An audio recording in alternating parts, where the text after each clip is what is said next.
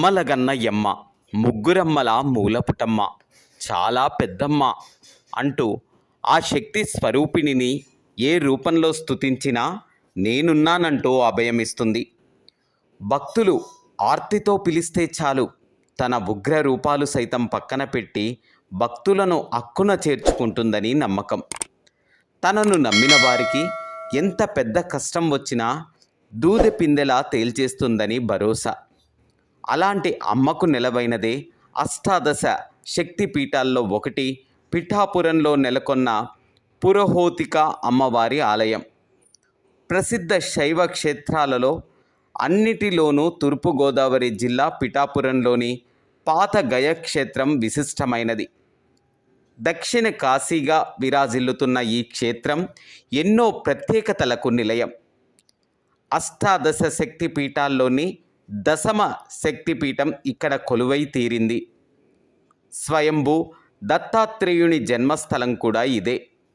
ఆయన అవతారంలోనే శ్రీపాద వల్లభుడు కుక్కుటేశ్వర స్వామి కొలువై ఉన్నారు. వ్యాస మహాముని తన శిష్య బృందంతో ఈ క్షేత్రాన్ని దర్శించుకున్నట్లుగా స్థల పురాణం చెబుతుంది. ప్రపంచంలోనే ఆధ్యాత్మిక క్షేత్రాలన్నీ ఇక్కడే కొలువయ్యాయా అన్నట్లు ఉంటుంది. ఈ పిఠకాపురం అని శ్రీనాథుడు తన ప్రాంతాన్ని అభివర్ణించినట్లుగా భీమేశ్వర పురాణం తెలియచేస్తుంది.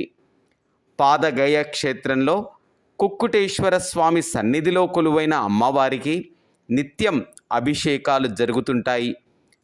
ఆదిశక్తి ఈ ప్రాంతంలోనే సంచరిస్తుందన్న నమ్మకంతో ఈ క్షేత్రాన్ని భక్తులు అధిక సంఖ్యలో దర్శించుకుంటారు. పురుహోతిక శక్తిపీఠంలో ప్రతి శుక్రవారం పర్వదినాల్లోనూ కుంకుమార్చనలను విశిష్టంగా నిర్వహిస్తారు. దసరా నవరాత్రుల్లో అమ్మవారు రోజుకో రూపంలో భక్తులకు దర్శనమిస్తారు. నవరాత్రి మహోత్సవంలో భాగంగా రోజు చండీ యాగాన్ని నిర్వహిస్తారు. అమ్మవారి దీక్ష చేపట్టిన భక్తులు 9 రోజుల పాటు ఈ క్షేత్రంలో పూజలు చేస్తారు.